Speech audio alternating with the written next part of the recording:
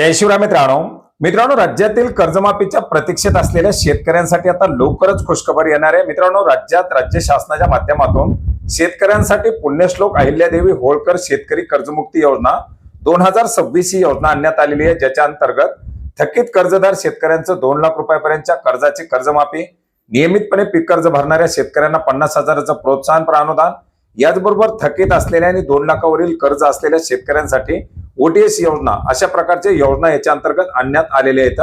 मित्रांनो, या योजनेसाठी 30 जूनची तारीख देण्यात आलेली होती। याच्यानंतर ही तारीख वाढवून 5 जुलैपर्यंतची याच्यामध्ये उसंत मागण्यात आली आणि आता याच्यानंतर देखील कर्जमाफीमध्ये मोठ्या प्रमाणात प्रतीक्षा करावी लागणार का, कर्जमाफी लांबणीवर पडणार का, अशा प्रकारचे संकेत देण्यात आलेले होते। याच्याच मध्ये आता या कर्जमाफीच्या संदर्भातील काही महत्त्वाचे असे अपडेट समोर आलेले आहेत।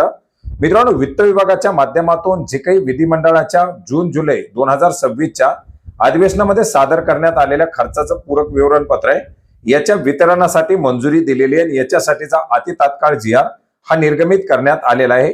मित्रांनो, एकंदरीत आपण जर पाहिलं तर कर्जमाफीसाठी आवश्यक असलेला निधी हा या पावसाळी अधिवेशनामध्ये पुरवणी मागण्याद्वारे मागणी करण्यात आलेला होता, ज्याच्यासाठी राज्यपालाच्या मंजुरीची आवश्यकता होती आणि राज्यपालाची सुद्धा याला मंजुरी देण्यात आलेली आहे।